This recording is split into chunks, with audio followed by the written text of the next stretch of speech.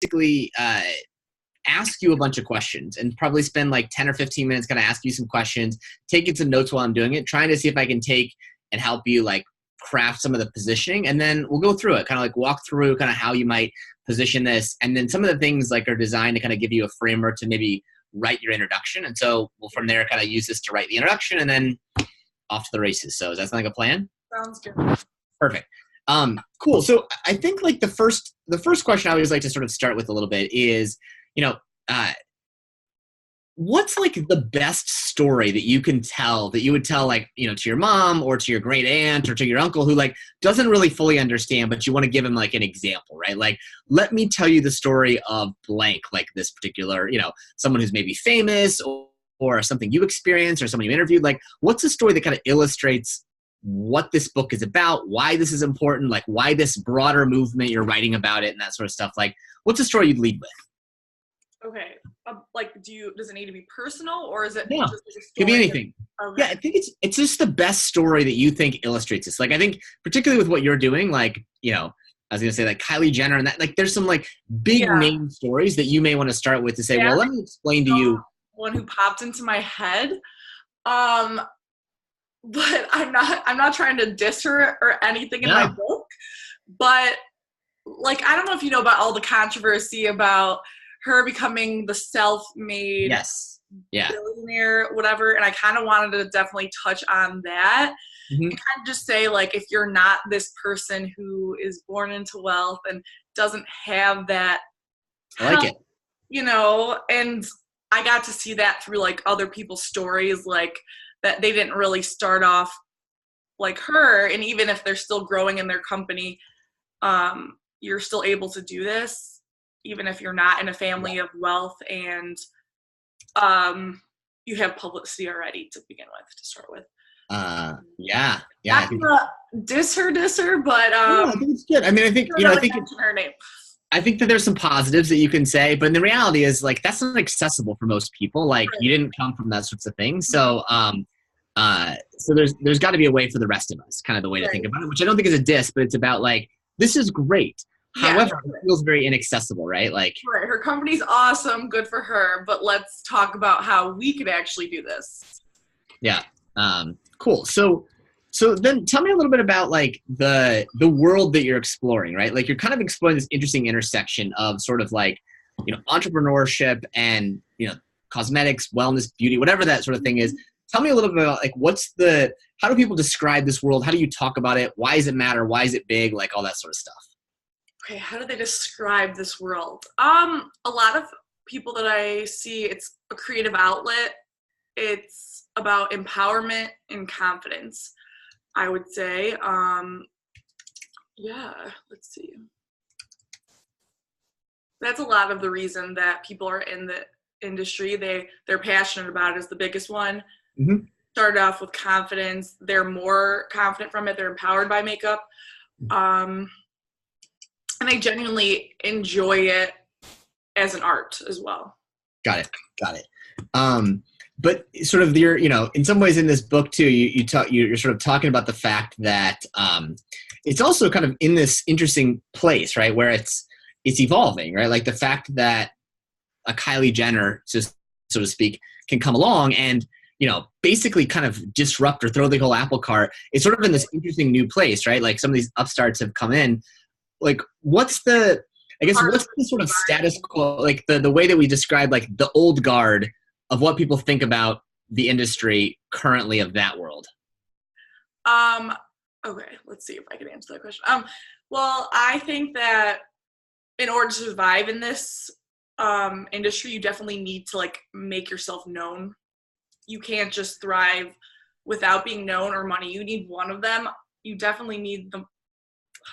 So if you don't have the money, you're going to need to get influencers. You're going to need to get that support first, which I've seen. I've talked to like a couple makeup artists. They're still growing. They're posting videos of themselves on Instagram, and they're growing their followers by people watching them, tuning in. They have to be a likable person, I would say. Can you kind of like say that question again because I'm. That's good. I mean, that's kind of what I was getting at. But I think Okay. maybe one of the things you're talking about too is that like this as it's become so as much as like the world in some ways has like I would almost say it as if you're positioning the story of not to diss Kylie Jenner at all, Yeah. but to say most people believe the makeup cosmetics industry, you have to be either an established known brand or super rich or a celebrity, right? Like that's kind of what I think if I were to position this, that's sort of what this sort of story you're saying is. But what you're saying really is that like normal people are actually now having a You're play in able to do it with the platforms that are there, like right. Instagram. Instagram is a huge one. Just from what I've learned from talking to certain people, like if you have your own career, and a lot of these ladies that I talk to are using their income and doing this on the side, making a little lipstick for themselves and then growing it from there. They're not quitting their jobs. They're gradually doing this because it's their passion, but they can't just start off with use all their money. They have to like start off slowly, use a little bit and keep growing, if that makes sense. So yeah, totally. Okay. And so so then for you, right, like what's your personal motivation here? Is this like, I mean, we talked about this early on, like in some ways there's this interesting thing about like my passion is in some of this one, and I believe there's this business opportunity. Like describe why you were called to kind of explore this space. well, I've always wanted to work in, I love Ulta, like that would be my dream corporate job to work in. One of my best friends is a makeup artist, and we used to, when we were like in 7th grade and started getting into makeup, we plotted out a little business plan of how to start a makeup brand. We're like, we could do this, like let's get cocoa powder for bronzer, like we talked about like packaging and everything just because we loved it.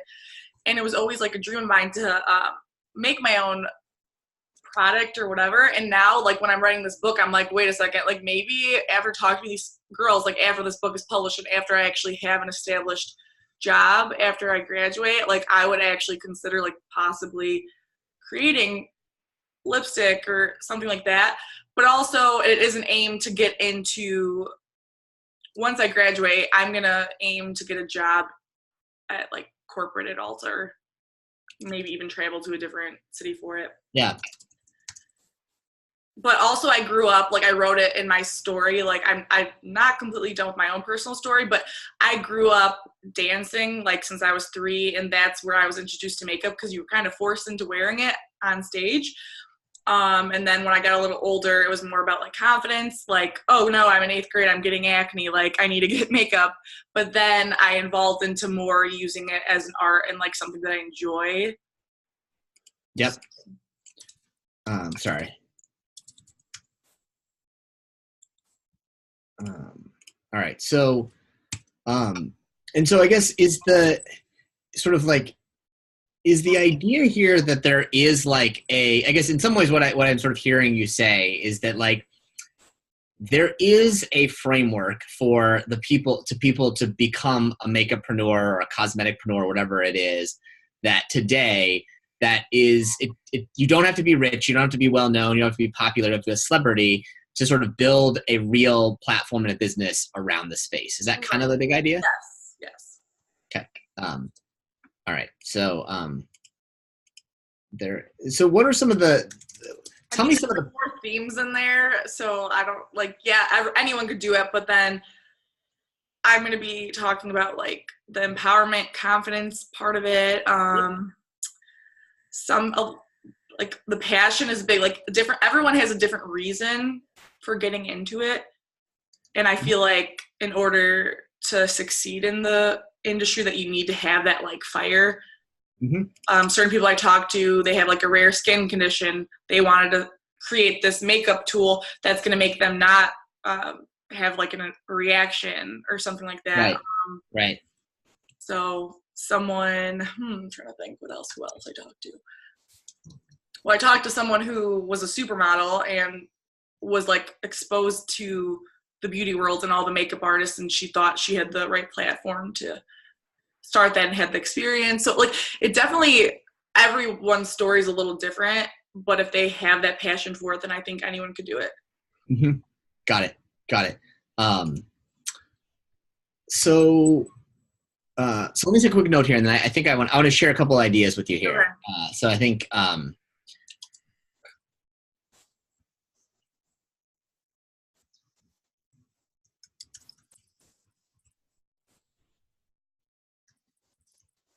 also have another comment after whenever, but perfect. Sorry, I think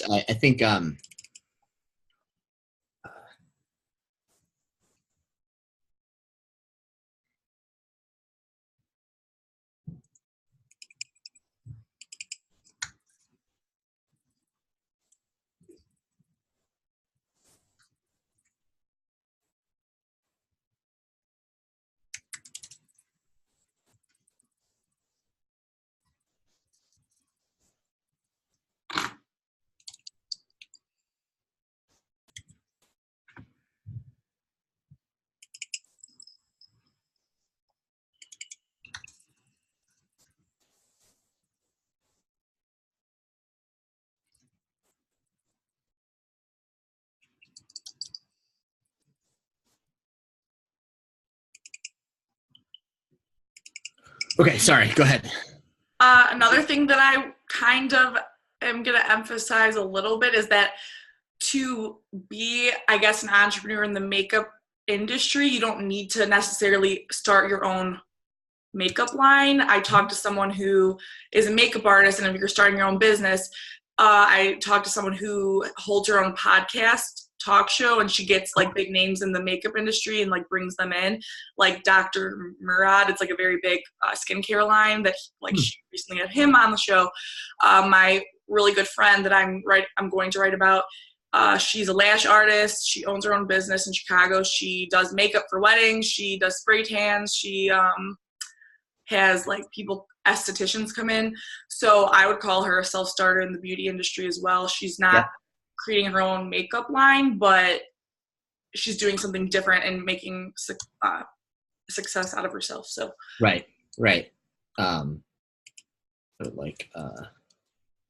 All right, so let me share a little thing here. I think you might have stumbled on something even bigger than you set out to do a little bit, and I'm going to pitch you on like a slightly bigger lift on this one.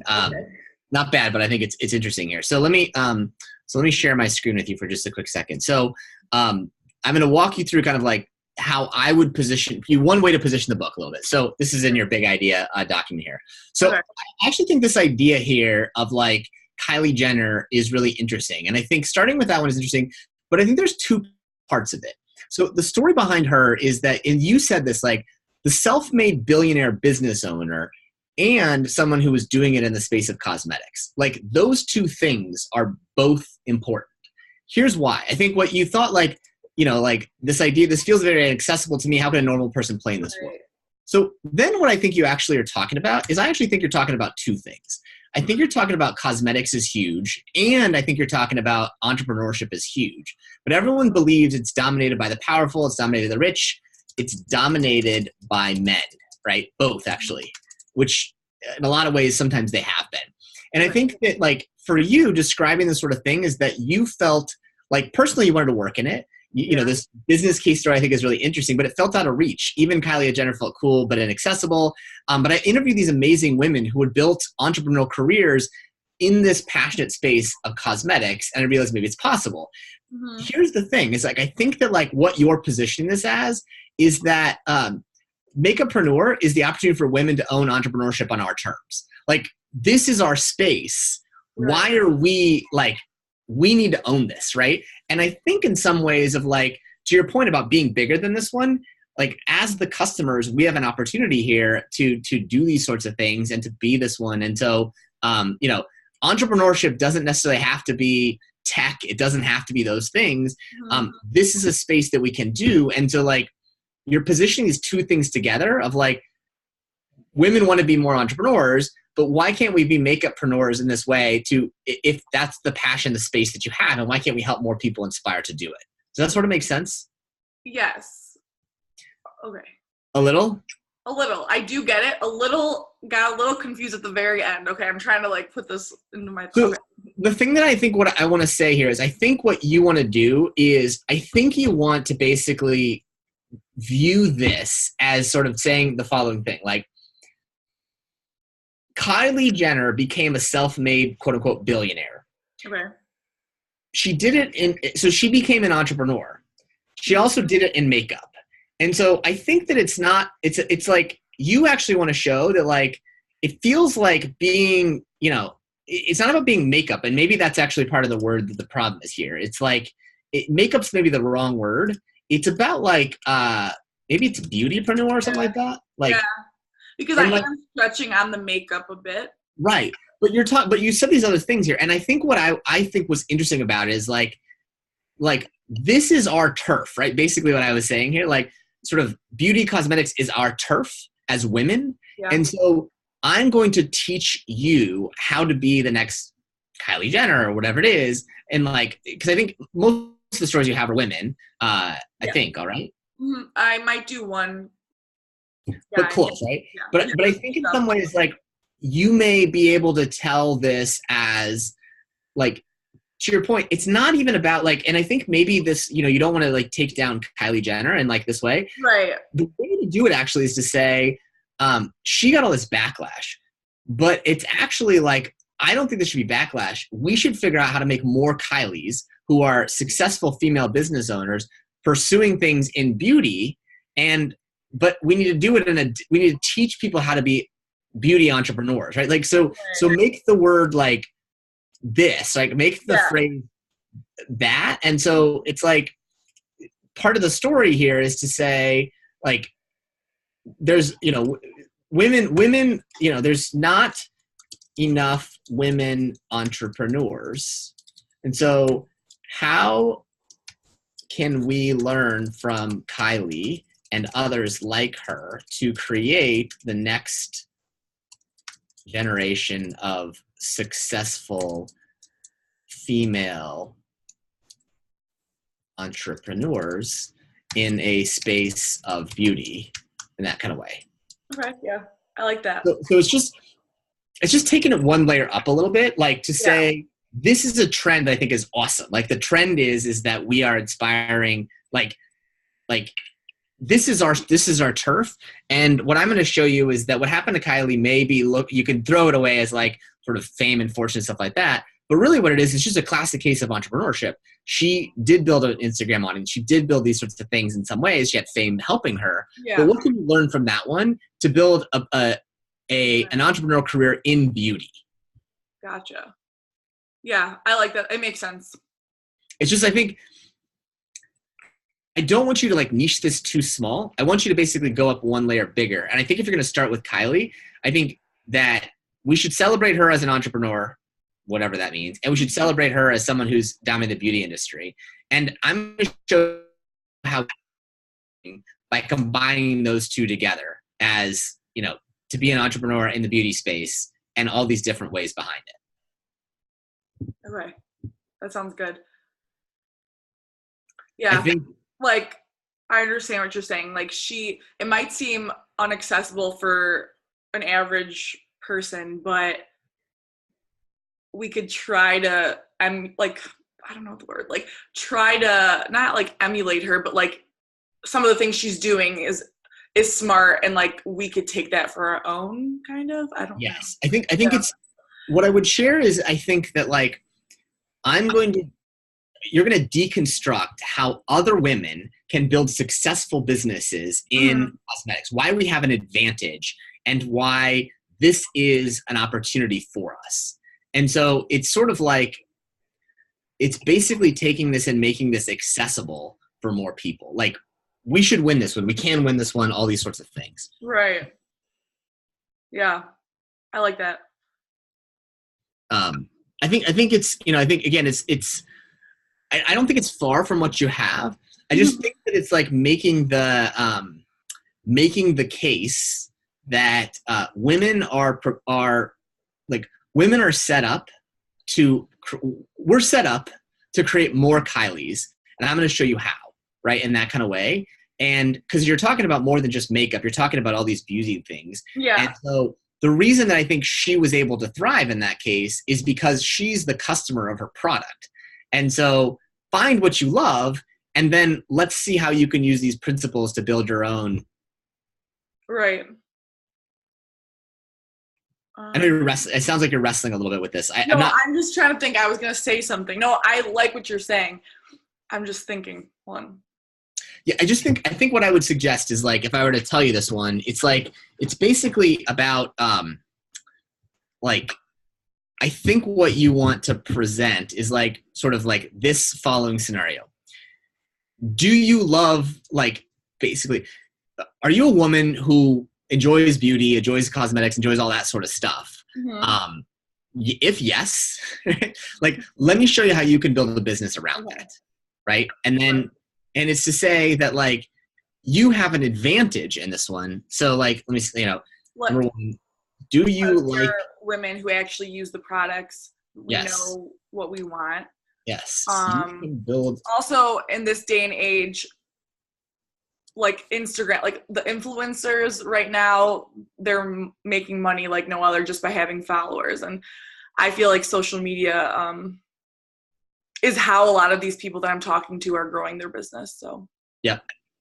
For the people who aren't already in stores like Ulta and Sephora, like they have their own websites and they have their own great company, but it's not as big as other companies and it's still growing. So Right. I think it's just like this idea a little bit about like there's all these different ways that you can be a beautypreneur, I guess, in saying that way, right? Or right. I don't know what the right word is exactly, but like, it's like maybe say this way, the next great opportunity for women to own their own beauty ventures line or whatever. I mean, I think it's because I think what you've talked about is there's like it's entrepreneurship, but there's also all these things that are connected to it, right? It's like, you have like people who are doing makeup. Anyway, there's all these sorts of things. There's a bunch of things that I think are going on to it. I'm mostly mostly it's like makeup and skincare is really like just beauty, everything beauty, I guess. I'm not really talking about much about like hair and stuff like that. It's mostly just like really makeup and skincare, but I keep kind of using them interchangeably. So so I don't know. You just have to define it. I mean, I guess, my suggestion here now, I think, is what I would sort of tell you at this point. So I would take what we've got here and see if you can craft an introduction that sort of, again, I think you just want to make it bigger. I think that's what I'm trying to make sure you do. Is like, I think Kylie Jenner maybe say it this way. Kylie Jenner is inspiring the next generation of great entrepreneurs. And I'm going to show you how, even if you're not rich and famous, to be the next Kylie Jenner. So maybe that's it. Like, I definitely like that. Like, I agree, because I definitely was going to talk about her in the beginning anyways. So that's definitely something I'm going to do for sure. And there's who is it, like Huda Coda or something? What's her name? Huda Katan. Yeah. So like, she's another one, right? Kylie Jenner. I'm writing about her. They've like inspired the next generation. She's a good story too. Yeah, she's both great ones. And I think like I'm going to show you how you can pursue your passion, be a beautiful woman, and make money. This is beautypreneurship. Yeah. Like, right. Like that's actually, I think, the idea here, right? Like, it's that, like, maybe say it this way. We shouldn't apologize for wanting and liking beauty. Yeah. Right. Like, you can have both. Right. And I think that's kind of what this message is. It's like, because I think that's the thing that I think that's what's so inspiring about this story here, is that it's like, why did so many people attack Kylie Jenner? Like, fuck them, right? Like, she built a big business. Whether we like that or not is irrelevant. But what's most important here is that you say these people inspired, like, so, Huda and Kylie have inspired the next generation who want to do something. And so what we're going to show you is that, like, you can actually love beauty, love makeup and these things, and, basically be a strong woman and build a business at the same time. Like you can have it all, right? Like that sort of way, right? And then I could I'd go into the other women who've already been doing it through the stories I've been having. Like Yep. there's people on that journey. Yep. Yeah, I like Huda Katang's story because she really is like relatable to me. I mean, like not really, but she just like started off as like a normal, like she lived in like Georgia or something, and then her family encouraged her to go to school to become a makeup artist. So she really started, like she was probably like middle class, but she did everything. Like she would go to events just to get her face known. She wrote blogs every day after work just to like get her name out constantly. And then, I mean, there's more to it, but then eventually she boomed and became big in Dubai. But then, and now it's like growing here in the States. Right. But she really started from the bottom, like making her own homemade like eyelashes and like. Yep. So I definitely. I think read through the notes. I think take a stab at it. Like I'll share this with your editor. Okay. That we have this chat and stuff like that. But I think the next step for you is this week, I would try and write your introduction. And I think what you want to do is basically, I think the intersection here is that there's this story that's told out there that you can't be a serious entrepreneur if you are concerned about beauty and things like that. That's the message to women. And what women like Kylie and Huda and others show us is that you can actually be beautiful and build a business at the same time, combining those two things, right? And that's, I think, the message here is that like everyone says you can't. So what I did realize from doing this is like, I honestly didn't think it was attainable. Yeah. Like not having the money. Right. But like I see now that it is. Yeah. So I kind of want to throw the money aspect in there too. It's like, you're going to eventually need the money to start up, but like that doesn't need to be your like first primary concern, I guess. Right. Yeah. So I'll share this with your editor. Take a stab at writing introduction. Get some feedback on it from them. But I think this idea of that, like the bigger message here is that entrepreneurs can be beautiful and you can be a beauty entrepreneur, right? Like that kind of thing together is like, it's not a choice between one or the other. It used to be that you had to be the pretty girl or you had to be the successful like entrepreneur who didn't like wear makeup, right? And I think what you're saying is like, no, like these people are teaching us you can have it all and you can have it all, right? And make it your own. Yeah. Definitely. So how does this like promo thing work though? Is this connected to it? This is not connected to it. This is just to help you when you answer those questions. This is mostly help you write the introduction, this whole session. The conversation we had here will help you as you like talk about what your book is about and those sorts of things. Okay. All right. Sounds good. Yeah, I'll definitely get that intro done by this week. So, because we have it, we're talking about it. I don't want to forget this, but even though, I recorded it too. So perfect. All right. We'll talk soon. I'll shoot a note and we'll, and I like this. This is a big idea. I'm excited. All right. We'll talk more soon. Bye, Marissa.